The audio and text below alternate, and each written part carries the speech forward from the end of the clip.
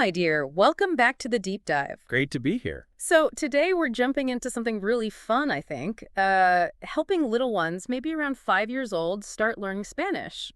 Yeah, it's a fantastic topic. We've been looking at ways to make it, stick, engaging ways. Right, not just like drilling words, but making it an adventure.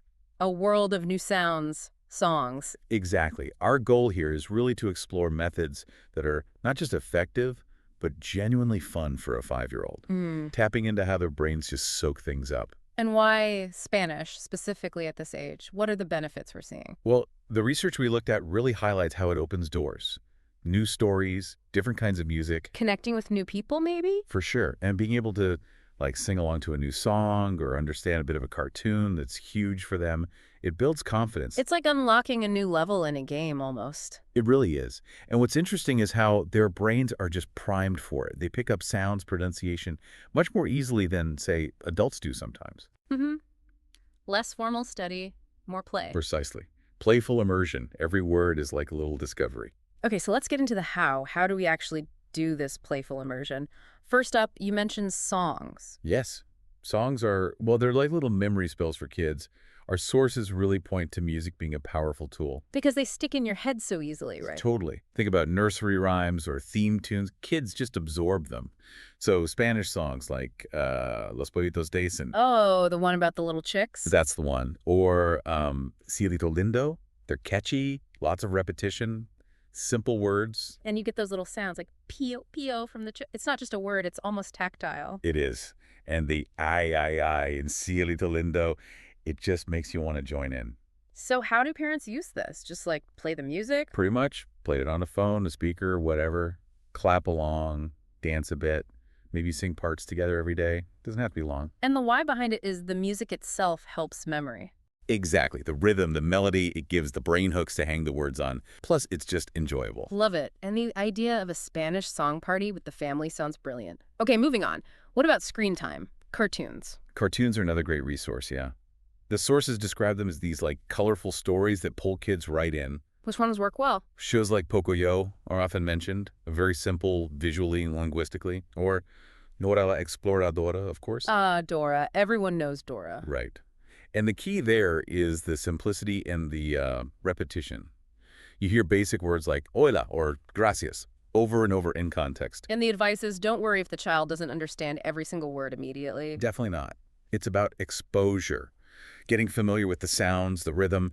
The brain picks up more than we realize, even subconsciously. Visuals help a lot, too. Provides the context. And you can make it active. Maybe act out a little scene afterwards. Pretend to be Pocoyo saying hola. Fun. Okay, next up. Games. Learning through play. Games are fantastic. They make it feel like less like learning and more like a treasure hunt or something. So what kind of games? Well, you can adapt familiar ones. Like Simon says, become Simon Dice.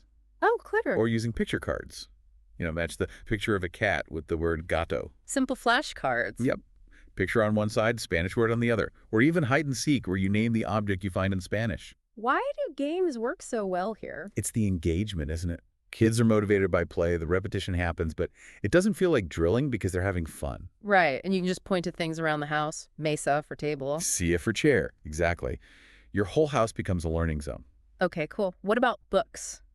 Picture books. Books. They're like windows to new worlds, as one source put it. Great for language, too. Any examples? Things like Diez Monitos, 10 Little Monkeys, or maybe El Pez Arcoiris, the rainbow fish, if there's a Spanish version readily available. Simple stories, great pictures. And the technique is basically just reading together. Yeah, read with them, maybe before bed. Point to the pictures as you say the words. Try saying some of the Spanish words together. Even learning one new word from a book is a win. Because the pictures help them figure out the meaning. Absolutely. The visual support is key, and just hearing the words read aloud helps them get used to the sounds of Spanish. Nice. And maybe they could draw a character afterwards and label it. Love that idea. Makes it creative, reinforces the word. Okay, we live in a digital age. What about apps and online games? Definitely a place for those, too. Yeah. Our sources mention things like Duolingo Kids or Lingo Kids. How do they work? They tend to use really interactive stuff, puzzles, stories, little games within the app, designed specifically for young kids, so they're usually quite engaging. And the advice is short bursts. Yeah, like 10 minutes a day, keep it light, game-like. The apps often have built-in rewards and feedback, which kids respond well to. Little digital stars or something. Exactly. Earning Spanish stars can be surprisingly motivating. Show them off to mom or dad. Okay, now for something maybe a bit more real world. Talking to actual people. Yes, this is where the magic can really happen, according to our research. Yeah. Using the language to actually communicate, even in tiny ways. Like just saying hola. Or adios, Yeah. simple greetings to someone who speaks Spanish. Or the example given was saying me gusta.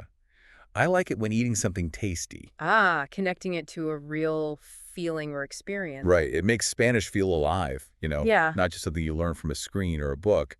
It's for talking to people. Makes it relevant. Totally. Yeah. And a fun family thing could be having a Spanish word of the day everyone tries to use. I like that. Okay, and the last method, weaving it into just everyday life. Using Spanish for the little things you do anyway. Like counting. Counting toys, yeah. Uno, dos, tres. Or naming colors. This block is rojo. That one is azul. How do you start that without it feeling overwhelming? Start super small. Pick one thing. Maybe you always say hola, perro, to the dog in Spanish. Just that. Then maybe next week, add something else, gradually.